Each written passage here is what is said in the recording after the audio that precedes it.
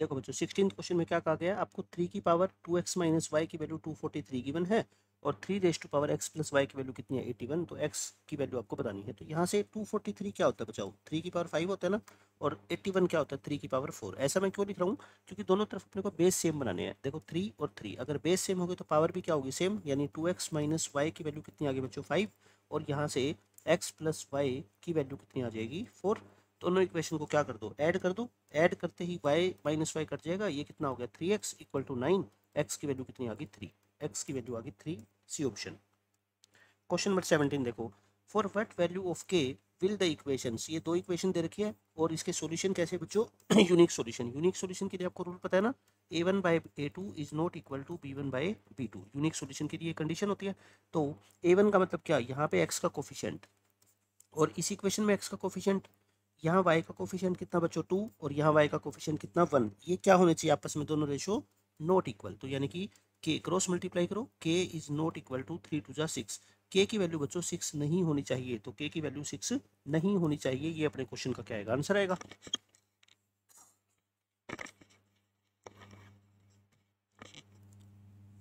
Question number 17 में 18 में देखो, find the value of k for which the system of equations has a unique solution. तो वही बात, यूनिक सॉल्यूशन के लिए फिर हम वही कंडीशन पुट करेंगे, a1 by a2 is not equal to b1 by b2।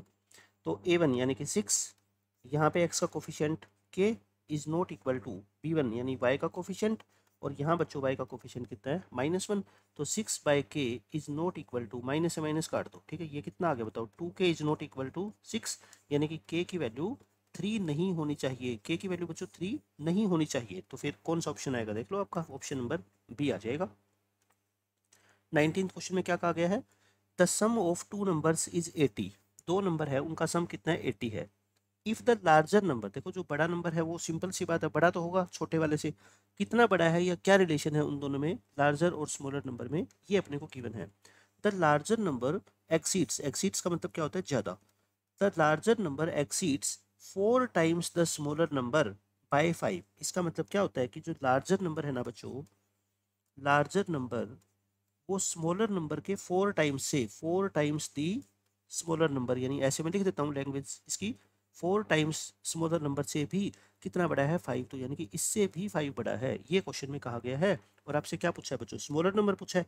जो पूछा है ना उसको आप क्या मान लो, एक्स मान लो, ठीक है। स्मॉलर नंबर को क्या मान लिया बच्चों आपने, एक्स मान लिया। तो आप मेरे को बताओ इस कंडीशन में लार्जर नंबर क्या आ गया, larger number equal to 4 into smaller number यानी एक्स, और प्लस में क्या आ गया 5 आ गया ना लार्जर नंबर।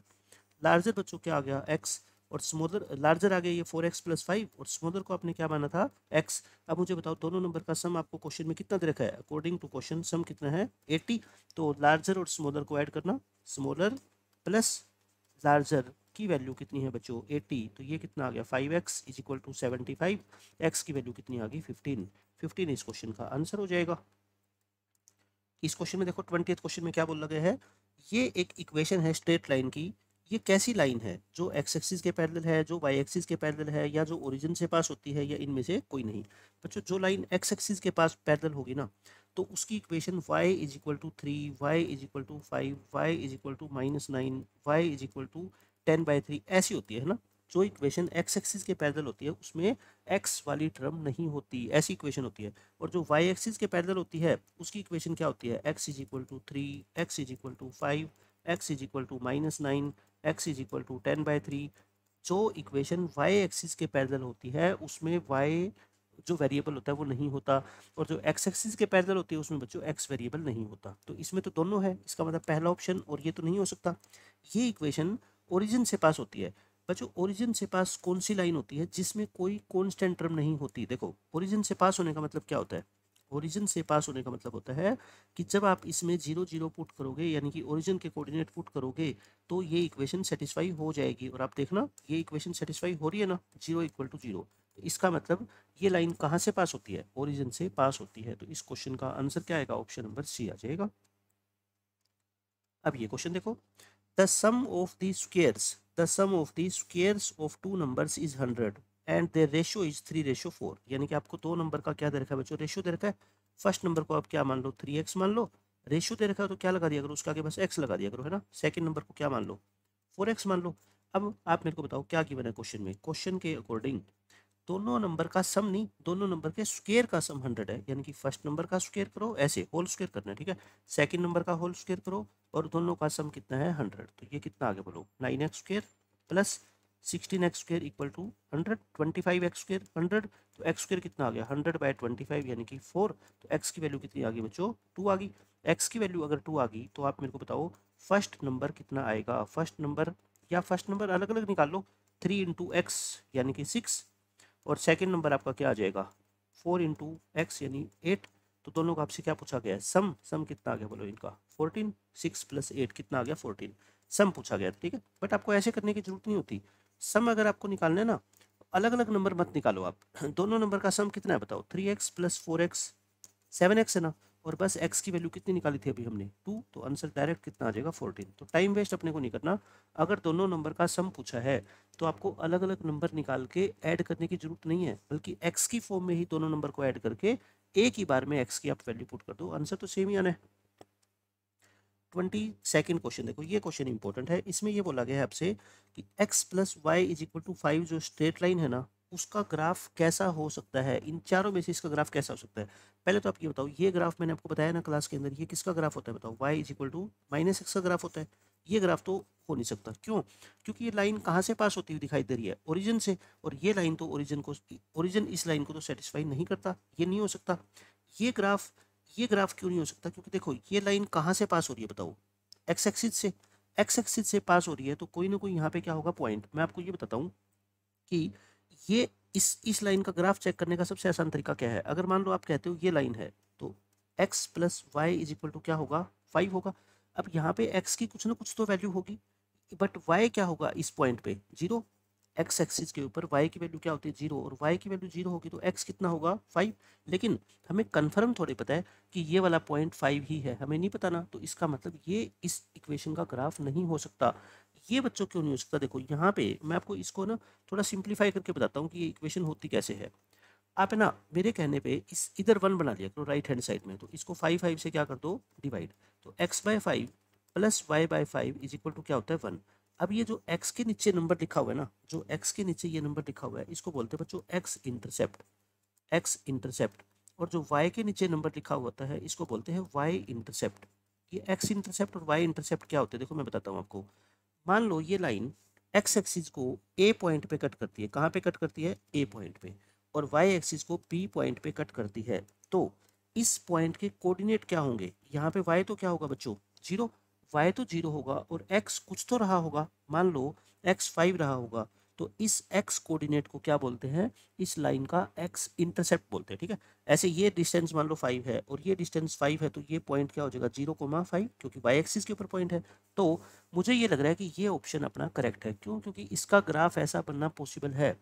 अब आप ये सोचोगे सर ये क्यों नहीं हो सकता, यहाँ पे देखो x ये नेगेटिव साइड में है ना, और ये भी डाउनवर्ड है, तो ये मान लो 5 है और ये मान लो 5 है, तो फिर इसके कोऑर्डिनेट पता है क्या होंगे 0,-5, और इसके कोऑर्डिनेट क्या होंगे बच्चों -5,0। तो ये दोनों पॉइंट इस लाइन को सेटिस्फाई नहीं करेंगे, क्यों, क्योंकि x के नीचे जो नंबर लिखा हुआ है वो क्या है बोलो 5, यानी x इंटरसेप्ट 5 है। बट इस लाइन का जो x इंटरसेप्ट है ना बच्चों वो कितना है पता है -5 है। ये क्या कहलाता है इस लाइन का x इंटरसेप्ट। तो ये भी क्वेश्चन का आंसर नहीं हो सकता, तो ऑप्शन नंबर ए हमारा क्या है 100% करेक्ट है। इस क्वेश्चन में देखो क्या बोला गया आपसे, इन द फॉलोइंग, आपको बच्चों 4 इक्वेशन दे रखे, ध्यान से समझो इस क्वेश्चन को, 1 2 3 और 4, ये मैं रेड पेन से मार्क कर रहा हूँ। ये 4 अलग अलग आपको क्या गिवन है बच्चों इक्वेशन दे रखी है, ठीक है। इन 4 में से ये कहता है which two equations represent a system having infinitely many solution. यानी आपसे पूछा गया है कि इन 4 इक्वेशन में से वो 2 इक्वेशन छाटो जो मिलके एक ऐसा सिस्टम बनाएगी जिसके सॉल्यूशन कैसे होंगे इनफाइनेटली मैनी सॉल्यूशन। यानी कि इन 4 में से मैं आपको लिख देता हूँ इजी लैंग्वेज में, इन 4 में से वो 2 इक्वेशन कौन सी है ना, इन 4 में से वो 2 इक्वेशंस कौन सी है जो ऐसा सिस्टम बनाएगी।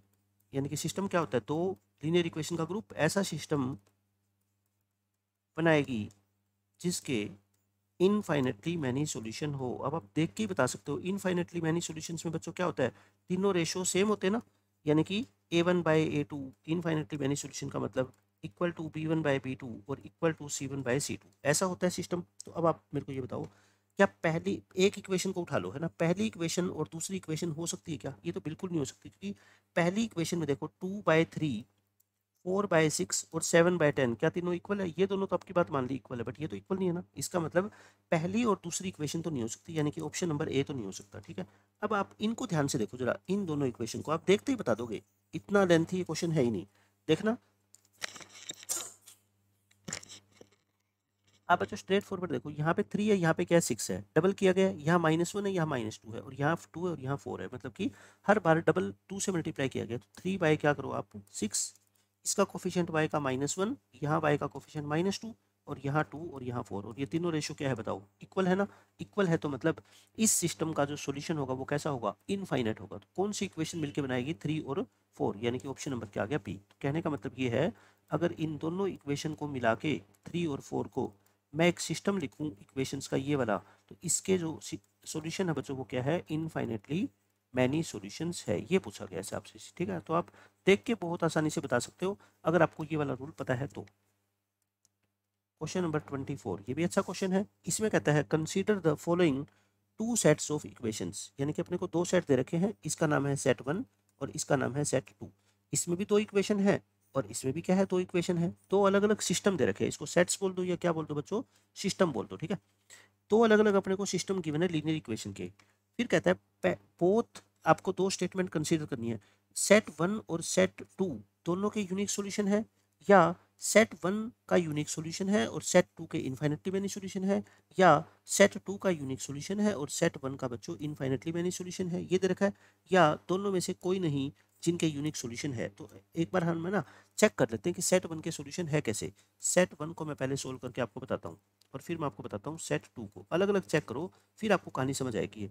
सेट 1 में देखना 2/6 और -1/-3 हो गया, ये दोनों इक्वल है क्या? बिल्कुल इक्वल है, ये भी 1/3 है, ये भी 1/3 है, और इक्वल टू क्या है? 0। तो 0 इक्वल टू 0 तो होता ही है, 0 इक्वल टू 0। तो बच्चों इसको मत लिखो एक बार आप, मैं सिर्फ आपसे ये कहना चाह रहा हूँ कि क्या ये दोनों इक्वेशन सेम ही लाइन को रिप्रेजेंट करती है क्या? क्योंकि ये दोनों रेशियो तो क्या है? सेम है, ये भी 1/3 और ये भी क्या है? 1/3। तो इसका मतलब पहले सिस्टम के जो सॉल्यूशन है ना, वो कैसे सॉल्यूशन है बच्चों? Infinitely many solutions. समझ गए आप मेरी बात? पहले सिस्टम के जो सॉल्यूशन है वो कैसे है? इनफाइनेटली मैनी सॉल्यूशन, क्योंकि ये लाइन और ये दोनों के दोनों इक्वेशन का जो ग्राफ बनेगा ना वो सेम ही बनेगा। ठीक है, तो जितने इसके सॉल्यूशन होंगे वो सारे के सारे इसके भी सॉल्यूशन होंगे, और इस इक्वेशन के सॉल्यूशन तो क्या होते हैं? इनफाइनेट होते हैं। आप x की वैल्यू को 1 पुट कर दो, y अलग आएगा, x की वैल्यू को 2 पुट कर दो, y अलग आएगा, इनफाइनेट सॉल्यूशन है। ठीक है, पहले सेट के सॉल्यूशन कैसे बोलो? इनफाइनेट। अब दूसरे के चेक करें, अब ऐसे ही बच्चों दूसरे के चेक करना, इसके बोलो 3/12 है ना, 1/4 आ गया, -4/-20, अब ये तो इक्वल है ही नहीं। क्यों? क्योंकि ये 1/4 है और ये बच्चों 1/5 है, इक्वल नहीं है, तो इसका सॉल्यूशन कैसा होगा बोलो? यूनिक। तो बस अब आप ऑप्शन मैच करो, पहले के इनफाइनेट, दूसरे के यूनिक। देखो बोथ यूनिक सॉल्यूशन नहीं हो सकता, सेट 1 का यूनिक सॉल्यूशन नहीं हो सकता क्योंकि सेट 1 का तो क्या है? इनफाइनेट सॉल्यूशन है।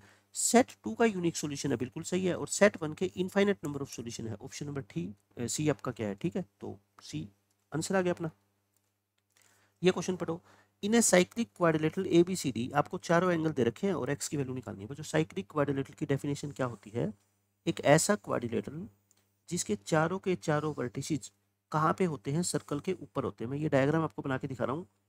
इस सर्कल के अंदर जो मैंने ये क्वाड्रिलेटरल बनाया है ना, इस क्वाड्रिलेटरल को हम क्या बोलते हैं? साइक्लिक क्वाड्रिलेटरल बोलते हैं। ठीक है, बट ये तो डायग्राम है, इसकी प्रॉपर्टी क्या होती है? सबसे इंपॉर्टेंट होती है बच्चों साइक्लिक क्वाड्रिलेटरल की क्या प्रॉपर्टी?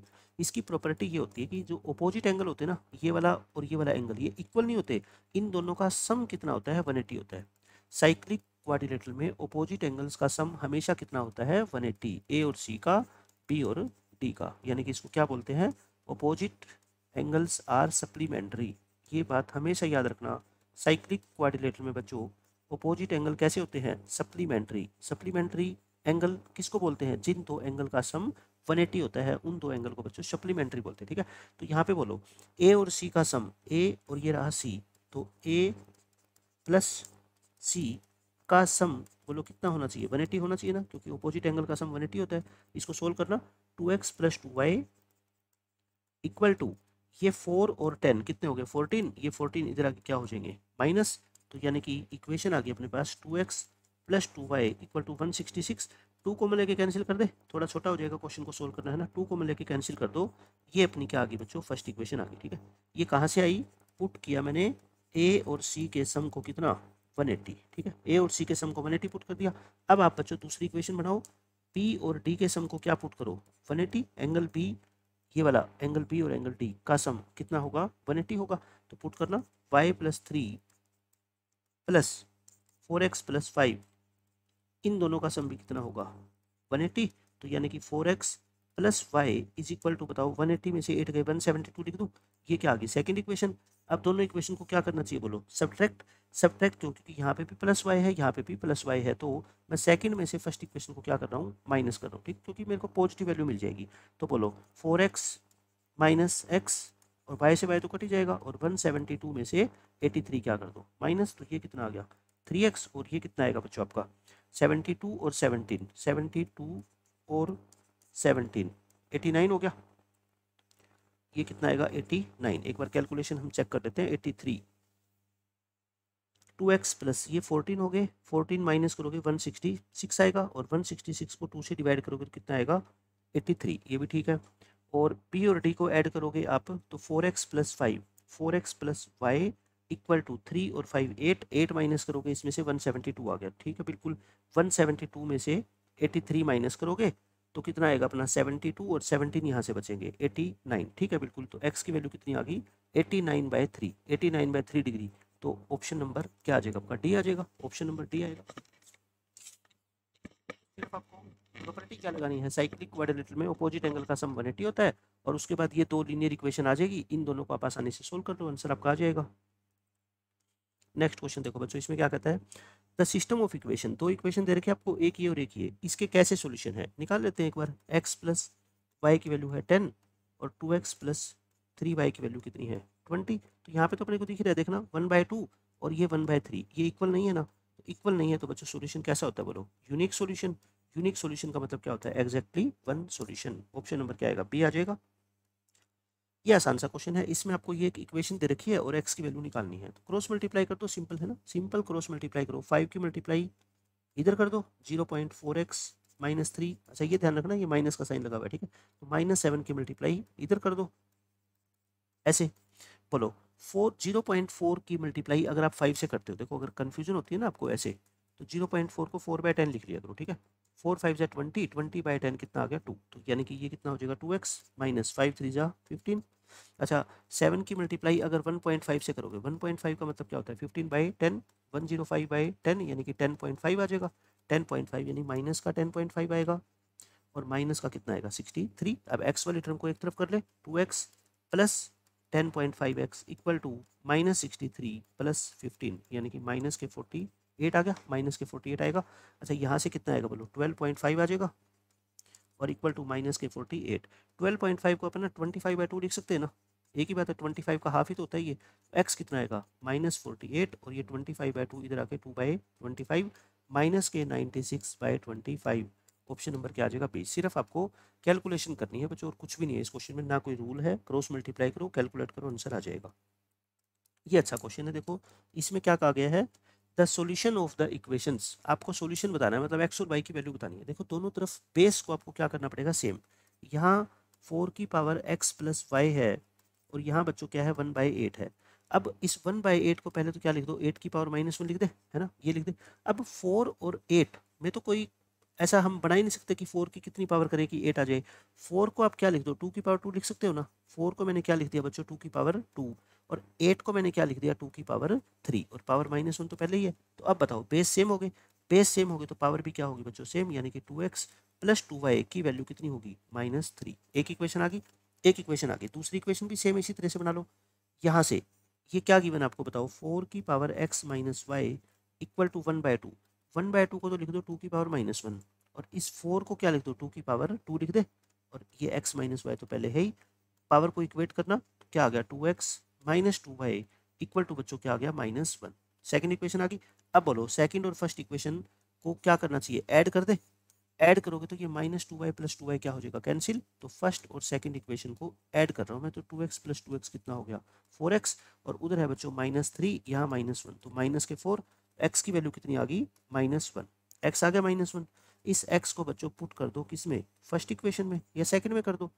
2 इंटू -1, मैंने x को -1 पुट कर दिया इसमें, तो 2y कितना आ गया -3 प्लस 2 यानी कि -1, तो y कितना आएगा -1/2, y आएगा बच्चों -1/2, और x कितना आ गया -1। ऑप्शन नंबर डी आ जाएगा। 29 क्वेश्चन आसान सा क्वेश्चन है। एक ट्रायंगल है, उसके दो एंगल का सम बच्चों 150 दे रखा है और उनका डिफरेंस 30 डिग्री दे रखा है, तो वैल्यू बताओ क्या क्या होगी। यानी कि दो एंगल है, देखो ट्रायंगल के वैसे एंगल 3 होते हैं आपको पता है, लेकिन इसमें से कोई दो एंगल बोल दो। ये एंगल है मान लो कितना x और ये एंगल कितना है मान लो y, ठीक है। इन दोनों एंगल के बारे में बोला गया है क्वेश्चन के अकॉर्डिंग कि x और y का सम तो बच्चों कितना है 150, और इनका डिफरेंस यानी x माइनस वाई कितना है 30। दोनों इक्वेशन को सोल्व कर ले, ऐड करोगे तो 2x इक्वल टू क्या आ गया 180, x कितना आ गया बच्चों 90, x 90 आ गया। तो इसको फर्स्ट इक्वेशन में पुट करोगे तो बोलो y 60 आ जाएगा, क्योंकि दो नंबर का सम अगर 150 है उसमें से एक 90 है तो दूसरा कितना होगा 60, तो यानी कि ये हो गया 90 डिग्री, ये हो गया 60 डिग्री।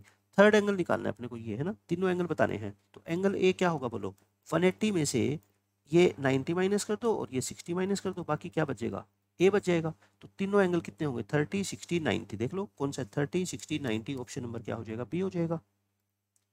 30th क्वेश्चन देखो क्या कहा गया इसमें, द सिस्टम ऑफ इक्वेशंस, एक ये इक्वेशन है एक ये इक्वेशन, इसके कैसे सॉल्यूशन है, बहुत आसान होता है चेक करना। दोनों इक्वेशन को लिख लो एक बार। अच्छा दूसरी इक्वेशन में बच्चे इसमें कई बार क्या आता है ना कंफ्यूज हो जाते हैं, मैं आपको आसान तरीका बता देता हूँ। ये इक्वेशन लिखी हुई है, ये पहली इक्वेशन आ गई 9x plus 15/2y equal to 21।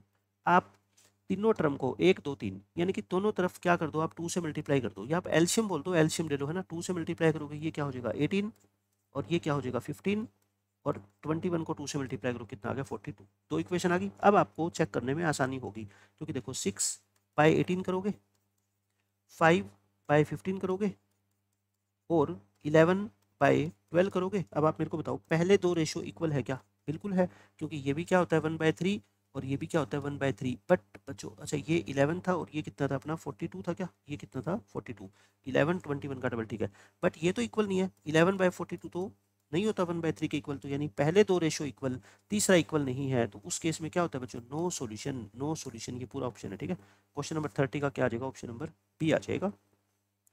31st question में देखो, आपको एक ट्रायंगल के अंदर एंगल ए दे रखा है, बी दे रखा है, सी दे रखा है, और 2y माइनस 3x की वैल्यू दे रखी है। तो गिवन ट्रायंगल कैसी है, इक्विलेटरल है, आइसोसेलेस है। अच्छा आप तो क्या चेक करेंगे, तीनों एंगल निकाल लेते हैं एक बार, ठीक है। तीनों एंगल निकाल लो। अपने को ये पता है कि तीनों एंगल का सम एक ट्रायंगल के अंदर कितना होता है 180 होता है ना। Angle A plus angle B plus angle C कितना होता है बच्चों 180 होता है। ए की वैल्यू कितनी है बोलो x, बी की वैल्यू कितनी 3x, सी की वैल्यू कितनी y, इक्वल टू क्या है 180। तो यहाँ से 4x plus y is equal to क्या आ गया 180, एक इक्वेशन आ गई। दूसरी इक्वेशन अपने को क्वेश्चन में गिवन है, देखो ये रही दूसरी इक्वेशन क्या है 2y माइनस 3x। मेरी आदत है मैं पहले x की टर्म लिखता हूँ, ठीक है। तो साइन मत भूलना, -3x है तो क्या लिखेंगे इसको -3x ही लिखेंगे, और +2y है तो +2y ही लिखेंगे, और इन दोनों का सम कितना है बोलो 30 डिग्री। अब आप मेरे को बताओ क्या इन दोनों इक्वेशन को बच्चों आपको सोल्व करना आता है क्या, कैसे सोल्व करोगे। एक प्लस की टर्म है एक माइनस की टर्म है, तो इसको आसानी से सोल्व कर सकते हैं ना। तो ऊपर वाली इक्वेशन को 3 से कर दो और इसको क्या कर दो 4 से, ताकि ये 12 बन जाए ये भी 12 बन जाए, है ना। ऊपर 3 से करना, 3 से मल्टीप्लाई करना ध्यान से, 3 से सबको करोगे, 4 को भी y को भी 180 को भी 3 से, इसको 4 से करो, इसको बच्चों 4 से करोगे तो 4 2 जा 8, और ये आ गया। इससे क्या फ़ायदा होगा, ये दोनों टर्म कट जाएगी ऐड करते ही, 8 प्लस ये आ गई, और 512 में ये जोड़ोगे कितना आ गया 660। तो y कितना आ गया बताओ 60 डिग्री आ गया, y तो कितना आ गया 60, फाई आ गया। तो बच्चों इसको फर्स्ट इक्वेशन के अंदर एक बार पुट करना। फर्स्ट इक्वेशन क्या थी 4x plus y is equal to 180, y को 60 पुट करोगे तो बोलो ये 120 आ जाएगा। तो x की वैल्यू कितनी आ गई 30 डिग्री आ गई ना, x भी आ गया y भी आ गया। तो अब आप मेरे को बताओ तीनों एंगल कितने कितने आएंगे। एंगल ए क्या था x डिग्री और x की वैल्यू कितनी है 30। एंगल बी कितना था 3x डिग्री लिख रखा है देखो ये रहा, और 3 इंटू 30 यानी कि 90, और एंगल सी कितना है अपना एंगल सी है y और y की वैल्यू कितनी है 60। तो आप बताओ जब एक एंगल ही आपको 90 डिग्री पता लग गया तो जिस ट्रायंगल का एक एंगल 90 डिग्री होता है वो ट्रायंगल कैसी होती है, राइट एंगल ट्रायंगल होती है। आंसर आ गया अपना right angle triangle. 32nd question में आपको इसकी वैल्यू बतानी है। ये बहुत अच्छा क्वेश्चन है। इसमें देखो बच्चे अक्सर कंफ्यूज रहते हैं कि कैसे निकालें। देखो क्वेश्चन के अंदर आपको n गिवन है बट आंसर में कहीं n नहीं है। इसका मतलब है कि इसका आंसर n की वैल्यू पे डिपेंड ही नहीं करता। आप n को कुछ भी पुट कर लो, ठीक है। मैं कहता हूँ आप n को कुछ भी मान लो, n को क्या मान लो, 0 मान लो। एक बार देखना कितना आसान हो जाएगा अभी ये क्वेश्चन। n को 0 पुट करोगे तो बोलो 2 की पावर 0 प्लस 1 यानी कि 1, 2 की पावर 0 डिवाइड बाई 2 की पावर 0 प्लस 4 यानी कि 4 और 2 की पावर 0 प्लस 1 यानी कि 1। अब सोल्व कर लो। 2 प्लस 2 की पावर 0 क्या होता है 1, 2 की पावर 4 16 और ये कितना हो गया 2, तो यानी कि 3/18 और 3/18 क्या होता है बच्चों 1/6 या फिर 3/18 छोड़ रखे ना। ऑप्शन नंबर क्या आ गया, सी आ गया। तो मैंने एक तो ये तरीका बता दिया कि n को कुछ अज्यूम करके। एक मैं इसका अब आपको बेसिक मेथड बता देता हूँ। कई बच्चों के दिमाग में आता है कि हमें n को पुट नहीं करना, हम तो बेसिक मेथड से जानना चाहते हैं कि इस क्वेश्चन को कैसे सोल्व करें। तो अब ध्यान से सुनना मेरी बात। 2 की पावर n प्लस 1 प्लस 2 की पावर n, इसको लिखे जाओ 2 की पावर n प्लस 4 प्लस 2 की पावर n प्लस 1। छोटी पावर हमेशा बच्चों कॉमन लेते हैं, ऊपर से 2 की पावर n कॉमन ले लो, है ना। तो क्या बचेगा बोलो यहाँ पे 2 की पावर n कॉमन लोगे तो 2 की पावर n प्लस 1 में से n गया, 2 की पावर 1 बच गई और ये तो कट ही जाएगा पूरा, है ना। नीचे से छोटा कौन है बताओ, 2 की पावर n प्लस 1 छोटा है ना। तो n प्लस 4 में से n प्लस 1 माइनस करोगे 3 बचेगा, 2 की पावर 3 और यहाँ से क्या बचेगा 1। तो बोलो ऊपर क्या बचेगा 2 की पावर n इंटू 3 बच गया 2 प्लस 1 और ये कितना बच गया 2 की पावर n प्लस 1 और 2 की पावर 3 होता है 8, 8 प्लस 1 होता है 9। अब बताओ 2 की पावर n को जब आप 2 की पावर n प्लस 1 से डिवाइड करोगे बच्चों बेस सेम होता है तो पावर क्या होती है सब्ट्रैक्ट। मतलब ये बताओ मेरे को पावर ऊपर बड़ी है या नीचे बड़ी है, नीचे बड़ी है। कितनी पावर बड़ी है नीचे, एक। तो मतलब आंसर इसका कितना आएगा 1/2। तो यानी कि ये 2 की पावर n और ये कट के और नीचे क्या बच जाएगा बस 2 बचेगा, है ना। तो बस ये आ गया 3/18। देखो कितना कंफ्यूजिंग क्वेश्चन हो गया जैसे ही आपने बेसिक मेथड से सोल्व किया। बट मैं कहता हूँ बस सीखो चीज़ों को। आप n की वैल्यू को 0 पुट कर लो, 1 पुट कर लो, डायरेक्ट आपका आंसर आ जाएगा, ठीक है। n खत्म ही हो जाएगा क्वेश्चन से। अब ये क्वेश्चन देखो, ये भी अच्छा क्वेश्चन है। इसमें आपको ये दो एक्सप्रेशन इक्वल दे रखी है, एक्स की वैल्यू बतानी है। तो देखो यहाँ पे बेस कितना है बच्चों a/b। आपको दोनों तरफ क्या करना होता है बेस को सेम बनाना है, ठीक है। यहाँ पे बेस b/a है, मैं कहता हूँ b/a को भी a/b बना लो। अगर बेस का रेसिप्रोकल करोगे तो पावर को क्या करना पड़ेगा बच्चों नेगेटिव, यानी कि x-3 है ना, इस पूरे को क्या करना पड़ेगा आपको माइनस से मल्टीप्लाई करना पड़ेगा। समझ गए। अब बस क्वेश्चन खत्म। अब तो क्या है बेस सेम हो गए तो पावर को भी क्या लिख दो same, x-1 minus of x-3 यानी कि माइनस एक्स प्लस 3। एक x को इधर शिफ्ट करोगे तो 2x हो जाएगा, ये 1 उधर आके प्लस हो जाएगा तो x की वैल्यू कितनी आ जाएगी 2। x की वैल्यू आ गई बच्चों 2, डी ऑप्शन। क्वेश्चन नंबर 34, ये अच्छा क्वेश्चन है। इसमें ये कहा गया है कि 49 रुपीज़ को हमने डिवाइड किया 150 चिल्ड्रन में, यानी कि 150 बच्चों में हमने 49 रुपये को बांटा। ईच गर्ल गोट 50 पैसे, हर एक लड़की को 50 पैसे मिले और हर एक बॉय को 25 पैसे मिले। तो बताओ गर्ल्स कितनी थी। सबसे पहला तो तरीका है इस क्वेश्चन को सोल्व करने का बाय यूजिंग ऑप्शंस। मैं ऑप्शन का यूज करके आपको सोल्व करना बताता हूँ बिना इक्वेशन क्रिएट करे कैसे कर सकते हो। आपसे क्या पूछी गई है बोलो, नंबर ऑफ गर्ल्स पूछी गई है। मान लो आपके पेपर में ये क्वेश्चन आएगा तो पहले आप किसको सोल्व करोगे, ए ऑप्शन को। मान लो मैं ए ऑप्शन सोल्व करता हूँ, ठीक है। तो ए ऑप्शन में जो ये 46 गिवन है ये क्या है गर्ल्स है। क्यों, क्योंकि गर्ल्स पूछी गई है तो गर्ल्स की संख्या दे रखी है आपको। मान लो अगर गर्ल्स बच्चों 46 है तो आप मुझे बता दो बॉयज कितने हो जाएंगे। आप कहोगे जी टोटल 150 थे, इसमें से 46 हटा दो, ये क्या बच गए बॉयज। अब इनको जो पैसे दिए गए हैं ना बच्चों ये टोटल 49 बनने चाहिए। बताओ हर एक गर्ल को 50 पैसे मिले हैं, 50 पैसे मिले हैं तो मतलब क्या हुआ बताओ 50 पैसे का मतलब क्या होता है हर दो लड़कियों को 1 रुपये मिला है। तो यानी कि हाफ, मैं इसको 46 को 2 से डिवाइड करूँ 23 रुपीज़ आ जाएंगे। क्या आप ये बता दो बस मेरे को, आगे ना।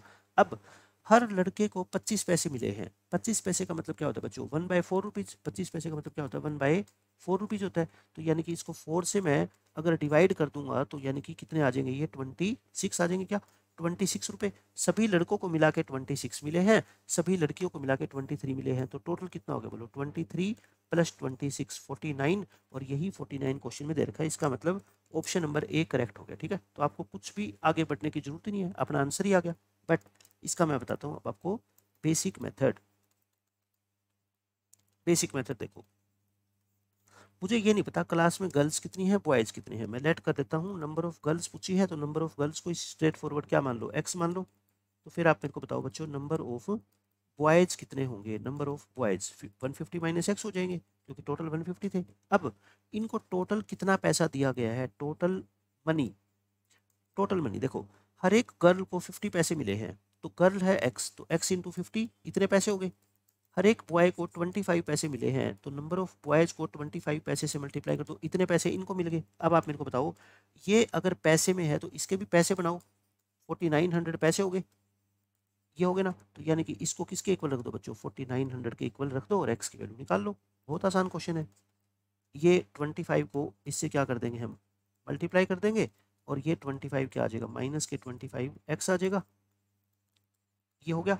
50 में से 25 माइनस करोगे 25x और 4900 में से बच्चों इधर जाके ये माइनस कर दो ना। अब देखो आपको इसको मल्टीप्लाई करने की जरूरत नहीं, आप इससे डर रहे हो कभी, आप इस x निकालना चाहते हो ना तो 25 से क्या कर दो, डिवाइड कर दो दोनों को अलग अलग, इसको भी 25 से डिवाइड कर दो और इसको भी 25 से डिवाइड कर दो। 25 से डिवाइड करना, 25 1 जा, 25 9 जा, 25 6 जा, ये कट गया 150। तो 196 में से 150 माइनस करोगे 46, एक्स आ गया 46 और एक्स को ही अपने क्या माना था, number of girls, number of girls ही पूछी थी, आंसर कितना आ गया 46 आ गया। ठीक है, तो मैंने आपको दोनों मेथड से इस क्वेश्चन को सोल्व करके दिखा दिया है। क्वेश्चन नंबर 35, ये आसान सा क्वेश्चन है। The sum of two numbers is 20। आप दो नंबर मान लो एक बार, है ना, ए और बी मान लो इनको, let A and B are two numbers. अब आप बच्चों मेरे को बताओ क्वेश्चन के अकॉर्डिंग आपको क्या गिवन है, इन दोनों नंबर का सम, इसका मतलब ए प्लस बी दे रखा है आपको कितना 20 और दूसरा एंड देयर प्रोडक्ट इज 64, यानी कि ए इंटू बी दे रखा है कितना 64। ये हो गया। आपको निकालना क्या है, find the sum of their reciprocals, यानी कि अपना जो आंसर है ना, आंसर क्या है बच्चों, इन दोनों नंबर को पहले रेसिप्रोकल करो इनका और फिर इनको क्या करो, ऐड करो, ये निकालना है अपने को। निकाल लेंगे, एलसीएम ले लो, बताओ एलसीएम लोगे तो ऊपर क्या बच गया, ए प्लस बी, और ये दोनों वैल्यू दे रखी है ना अपने को, ए प्लस बी की वैल्यू कितनी है बोलो ऊपर से 20 और ए बी की वैल्यू कितनी है 64, 4 पे काट दे, 4 पे कैंसिल कर दो, आंसर कितना आएगा 5/16। तो जैसे आप लिखोगे ना सारी चीज़ें आपको समझ आ जाएगी कि क्या तो गिवन है क्वेश्चन में, क्या पूछा गया अपने से। 36 क्वेश्चन बच्चों, कंसिस्टेंट सिस्टम का मीनिंग क्या होता है बच्चों, कंसिस्टेंट सिस्टम का मीनिंग होता है जिसका कम से कम एक सॉल्यूशन हो, at least one solution. At least one solution का मतलब क्या है, या तो यूनिक सॉल्यूशन हो जाए, या तो यूनिक सॉल्यूशन हो जाए, या फिर इनफाइनेटली मैनी सॉल्यूशन हो जाए। मतलब सॉल्यूशन होना चाहिए, चाहे एक हो जाए चाहे हजारों लाखों हो जाए। ठीक है, तो इनफाइनेटली मैनी सॉल्यूशन या यूनिक सॉल्यूशन, तो क्या हो जाएगा देखो, बी में दे रखा है यूनिक सॉल्यूशन, सी में दे रखा है इनफाइनेटली मैनी सॉल्यूशन, लेकिन मैंने तो कहा ना सॉल्यूशन होना चाहिए चाहे कोई भी हो। तो ऑप्शन नंबर डी आपका करेक्ट है, यानी कि बोथ बी एंड सी, ये भी पॉसिबल है ये भी पॉसिबल है। इस क्वेश्चन में क्या कहा गया देखो, ये लाइन एक x is equal to y और एक x is equal to minus y, ये कैसी लाइन होती है बच्चों, मैंने बहुत बार आपको बताया है कि ये दो बहुत स्पेशल लाइन होती है, एक्स इक्वल टू वाई और x equal to minus y. इसके ग्राफ आपको हमेशा मैथ में याद होने चाहिए। इन दोनों के ग्राफ मैं आपको दोबारा फिर से बना के दिखा देता हूँ। X is equal to y का ग्राफ बच्चों ये होता है, ये x is equal to y का ग्राफ, और x is equal to minus y का ग्राफ हमारा ये होता है। ठीक है, ये x is equal to y, ये x is equal to minus y. तो ये दोनों की दोनों लाइन में एक ही ग्राफ के ऊपर बना देता हूँ, एक ही ग्राफ पे बना देता हूँ ताकि आप समझ पाओ चीज़ों को। ये ऐसे है, तो ये दोनों लाइन, एक तो आप ध्यान रखना आपस में क्या होती है, परपेंडिकुलर, ये इन दोनों के बीच के एंगल हमेशा क्या होता है 90 डिग्री, और दोनों कहाँ से पास होती है बताओ, ओरिजिन से, यानी कि ये लाइनें, बोथ दीज लाइन्स, ये दो पॉइंट लिख लेना, both these lines pass through origin, ये तो ओरिजिन से पास होगी, और एक इन दोनों के बीच का जो एंगल होता है ना, angle between these two lines, ये कितना होता है बच्चों 90 डिग्री होता है। ठीक है, ये हो गया। अब आप ऑप्शन देख लो कौन सा सही है। इन लाइनों में पासिंग थ्रू ओरिजिन मतलब ठीक है, पैरेलल है एक दूसरे के, नहीं पैरेलल नहीं होती, परपेंडिकुलर है। परपेंडिकुलर क्यों है, क्योंकि इन दोनों के बीच का एंगल क्या होता है 90 डिग्री, यानी कि ए भी सही है सी भी सही है, तो ऑप्शन नंबर ए एंड सी यानी कि ऑप्शन नंबर डी आपका करेक्ट होगा। ठीक है, ध्यान रखना इस बात का। अब ये क्वेश्चन देखो, ये बहुत इंपॉर्टेंट क्वेश्चन है एग्जाम के लिए बच्चों। आपको एक सिस्टम दे रखा है दो इक्वेशन का, एक ये इक्वेशन है एक ये इक्वेशन है, और इसके सॉल्यूशन कैसे हैं, इनफाइनेटली मैनी। तो इनफाइनेटली मैनी है तो बताओ ए और बी की वैल्यू कैसी होगी, या उन दोनों में एक रिलेशन निकालना है आपको। ठीक है, तो इनफाइनेटली मैनी सॉल्यूशन के लिए क्या जो है ना कंडीशन होती है, तीनों रेशियो क्या होते हैं, ये सेम होते हैं, रखो आप 2, ऊपर x का कोफिशिएंट 2, नीचे कितना है बच्चों 2a है ना, ऊपर y का कोफिशिएंट 3, नीचे कितना है a प्लस b, ऊपर z का कांस्टेंट टर्म 7 और नीचे कितनी है 28, ये होगी ना। तो बस आप इसको क्या कर लो, सोल्व कर लो। ये 2 से 2 काट दो, 1/a 3/a प्लस b, और ये 4 पे कट जाएगा 1/4। तो मैं चाहूँ तो a और b की वैल्यू अलग अलग से निकाल सकता हूँ, इन दोनों को इक्वेट करना, 1/a is equal to 1/4, cross multiply करोगे a की वैल्यू कितनी आ गई बोलो 4 आ गई, और इन दोनों को इक्वेट करना तो a प्लस बी बच्चों कितना आ जाएगा बोलो, a क्रॉस मल्टीप्लाई करके 12 आ जाएगा। तो a की वैल्यू कितनी है बोलो, a की वैल्यू तो कितनी है 4 है ना, a की वैल्यू तो बच्चों कितनी है 4, तो b की वैल्यू कितनी आ गई यहाँ से 8 आ गई। तो a और b की मैंने आपको वैल्यू निकाल के दिखा दी। अब देख लो कौन सी इक्वेशन को सेटिस्फाई कर रहा है।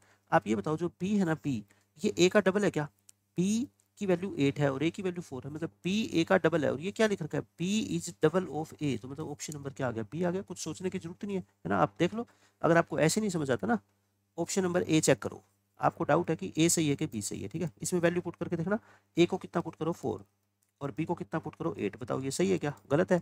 ऑप्शन नंबर बी चेक करो, B is equal to 2a, B की जगह कितना लिखो 8, 2 इंटू ए की जगह कितना लिखो 4, बोलो सही है ना। तो इसका मतलब ऑप्शन नंबर बी अपना करेक्ट है। इस क्वेश्चन में देखो क्या कहा गया है, perimeter of an isosceles triangle is 50 metre. एक ट्रायंगल बना लो, पेरीमीटर क्या होता है, तीनों साइड का सम होता है।